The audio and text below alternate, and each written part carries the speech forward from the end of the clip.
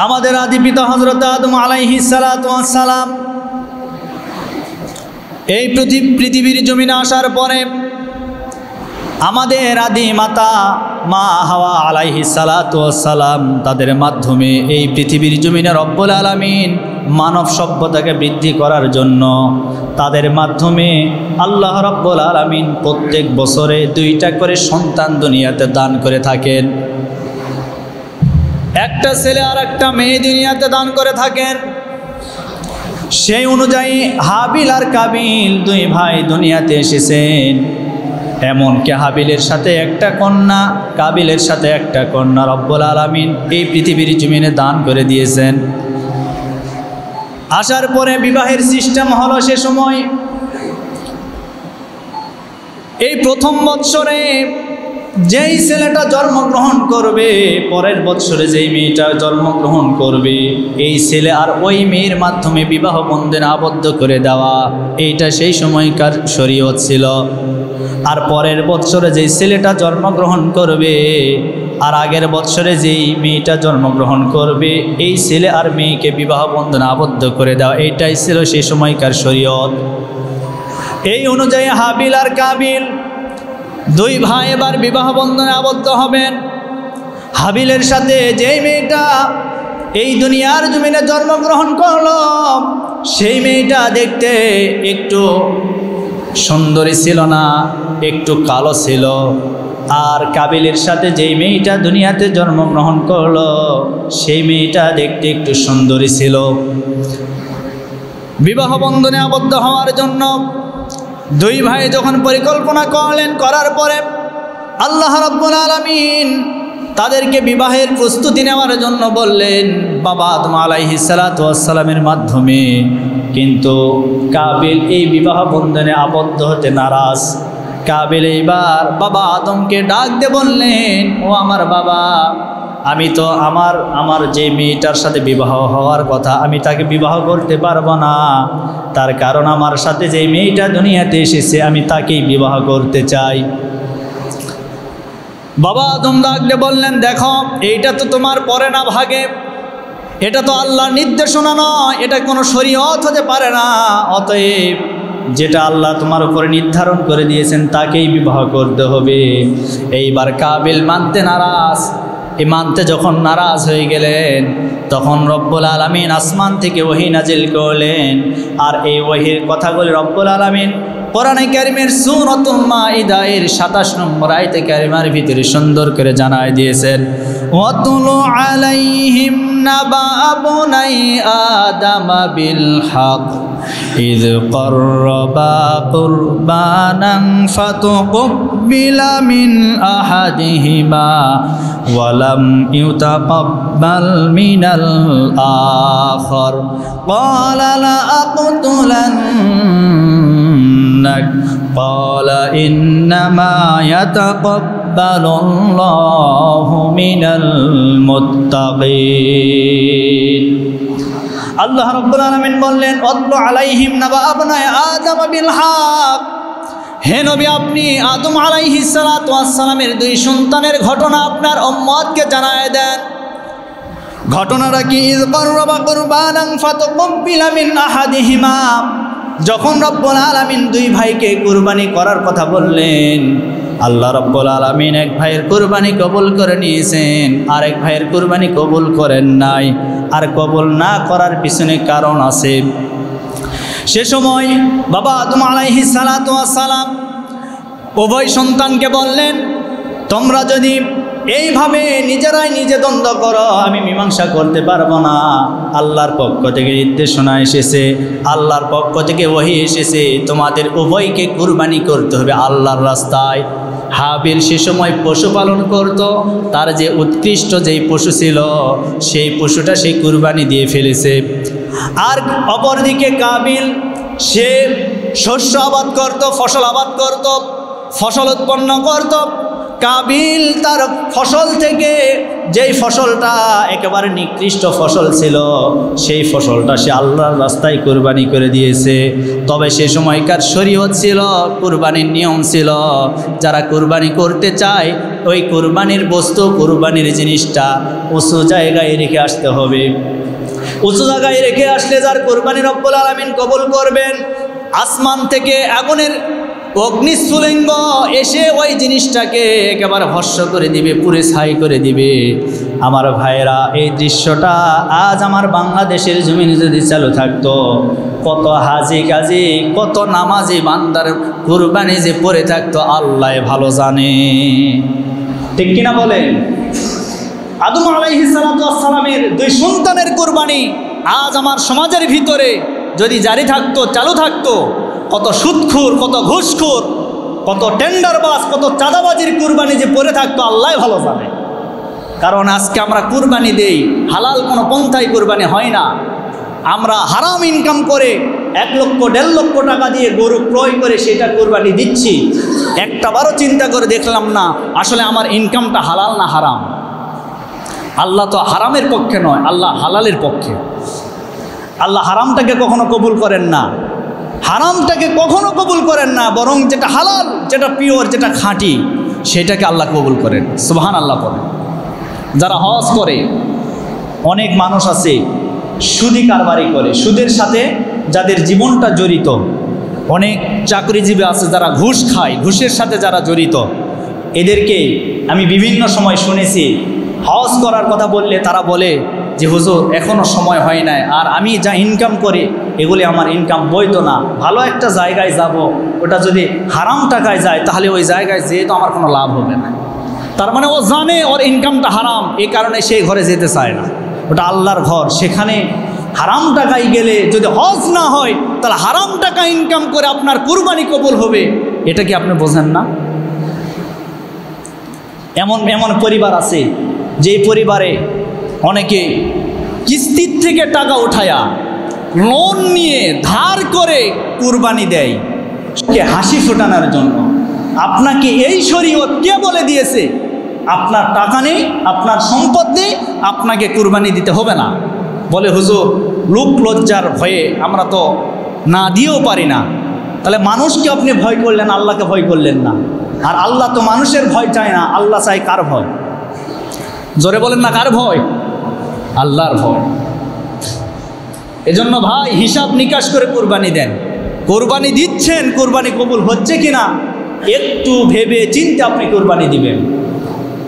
যেহেতু কুরবানির সময় আমার ইনকাম হালাল আছে কিনা, আমার ইনকামের ভিতর হারামের টাকা আছে কিনা, হারামের একটা টাকা যদি আপনার কুরবানির ওই পশুর ভিতরে ঢুকে যায়, একটা কুরবানিও আল্লাহর দরবারে কবুল হবে না, বরং শুধুমাত্র আপনার নিয়ম তান্ত্রিক অনুযায়ী গোশত খাওয়া হবে, কুরবানি হবে না।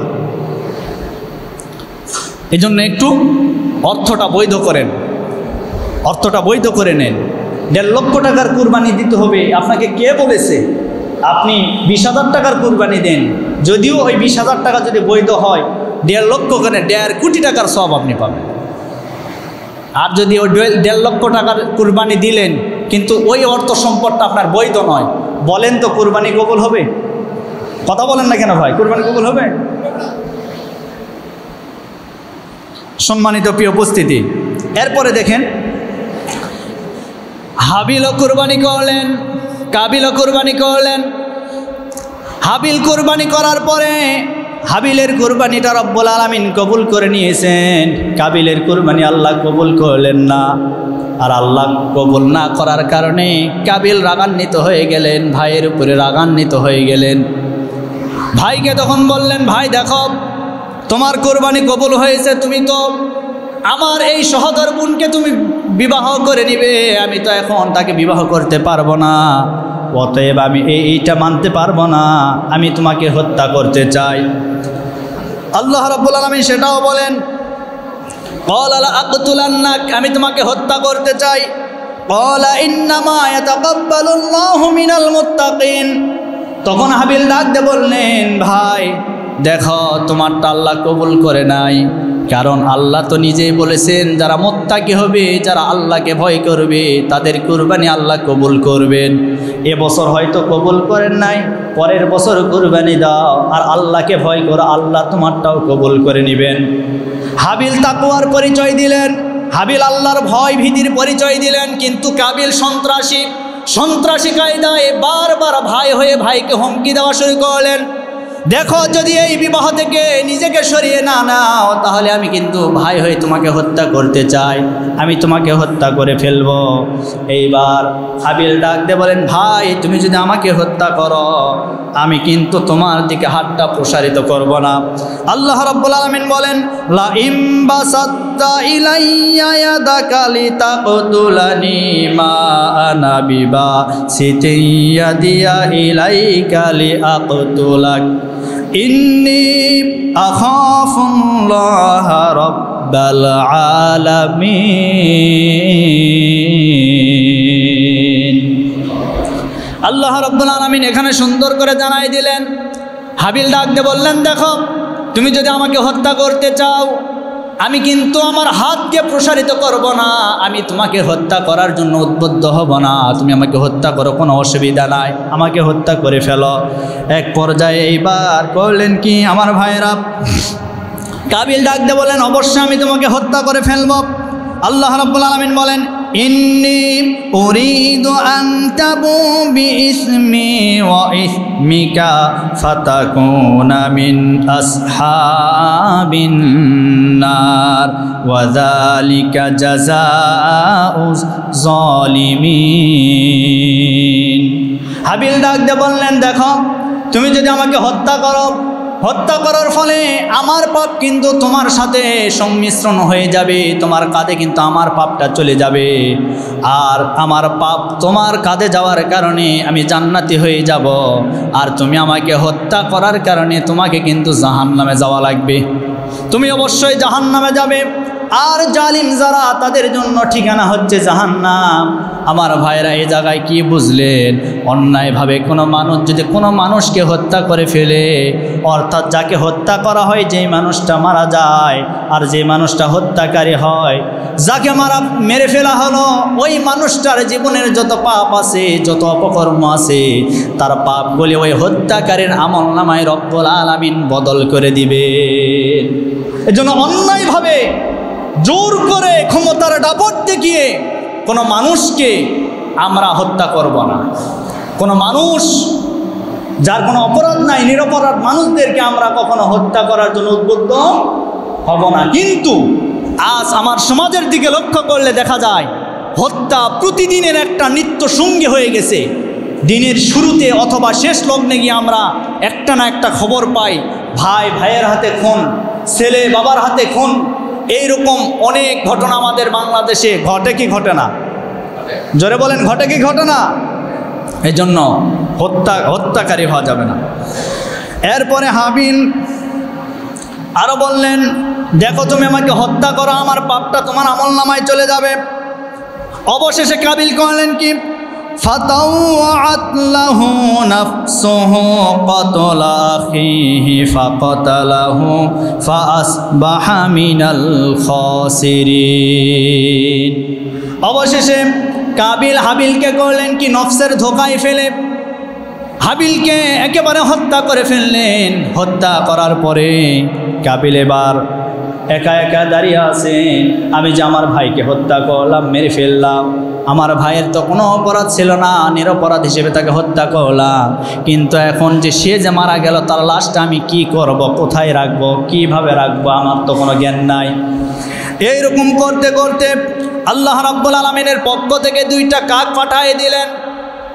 সেই কথাটাও রব্বুল আলামিন বলেন, ফাবাআসাল্লাহু গুরাবান ইয়াবহাসু ফিল আরদি লিইউরিয়াহু কাইফা ইওয়ারি সাওআতা আখিহি ক্বালা ইয়া ওয়াইলাতা আ'জাজতু আন আকুনা মিথলা হাযাল গুরাব مثل هذا الغراب فواري سوءة أخي فأصبح من النادمين। আল্লাহ রাব্বুল আলামিন তার পক্ষ থেকে 2টা কাক পাঠিয়ে দিলেন, 2টা কাওয়া পাঠিয়ে দিলেন। কাবিলের সামনে এসে পড়ল। একটা কাক আরেকটা কাককে নিচে ফেলে পা দ্বারা আঘাত করে দুনিয়া থেকে বিদায় করে দিলেন। দেওয়ার পরে ওই কাকটা আবার করলেন কি, নিজের পা দ্বারা মাটিটা সরাই নিলেন, মরুভূমিতে বালিটা সরাই নিলেন। নেওয়ার পরে কবরের মতো জায়গা করলেন, সামান্য একটা গর্ত করলেন। গর্ত করার পরে ওই মৃত কাককে জীবিত কাক ওই কবরের ভিতরে রেখে দিলেন। দেওয়ার পরে আবার এই জীবিত কাক তার 2 পা দ্বারা মাটিটাকে ভরাট করে দিলেন, এক জায়গায় করে দিলেন। এই দৃশ্যটা দেখার পরে এবার কাবিল চিন্তা করলেন, আহারে, একটা কাকের ভিতরে যেই জ্ঞান আছে, যেই বুদ্ধি আছে, মানুষ মারা গেলে কবরস্থ করতে হয়, মানুষ মারা গেলে কবরের ভিতরে রাখতে হয়, ওই জ্ঞানটুকুন আমার ভিতরে নাই। হায় হায়, আমি তো বড় অপরাধী হয়ে গেলাম। এইবার কাবিল করলেন কি, তার আপন ভাই হাবিলকে মারার পরে ওই মরু প্রান্তরে বালিটা আস্তে করে সরাই নিলেন। সরানোর পরে ওই বালির ভিতরে কবরটা খনন করে ওই কবরের ভিতরে আস্তে করে ওই লাশটাকে রেখে দিলেন। এরপরে মাটি দিয়ে চাপায় দিলেন।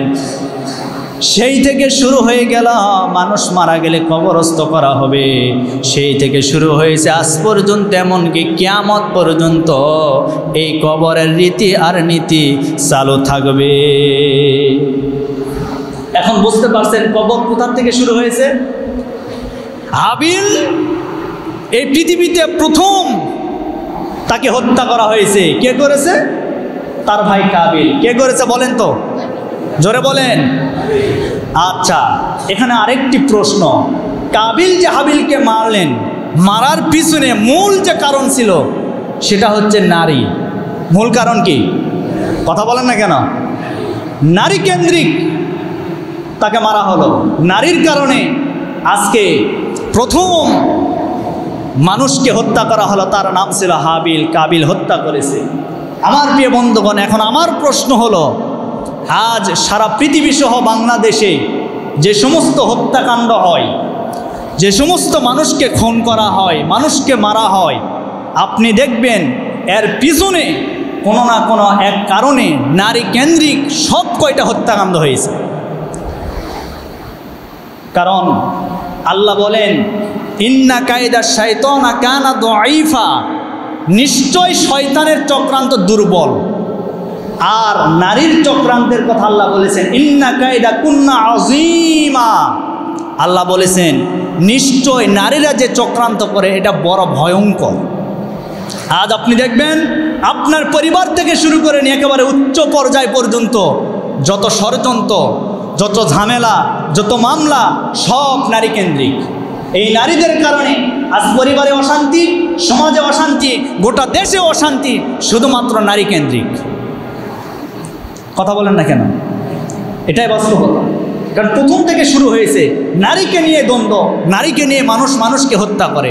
আজ আপনি দেখবেন যারা পরকীয়া করে, যারা প্রেম করে, অবৈধ সম্পর্ক করে, শুধুমাত্র এই পরকীয়া প্রেমিকের হাত ধরে যাওয়ার জন্য অনেক মহিলা, অনেক নারীরা নিজের স্বামীকে পর্যন্ত ঘুমের ওষুধ খেয়ে দুনিয়া থেকে বিদায় করে দিচ্ছে। আছে না নাই? প্রত্যেকটা ঘটনা আজকে দেখবেন সব নারী কেন্দ্রিক। এগুলি বাস্তব। সম্মানিত প্রিয় উপস্থিতি, তাহলে আমরা কি বুঝলাম? কবর, এই কবরে আমাদের সবাইকে একদিন যেতে হবে।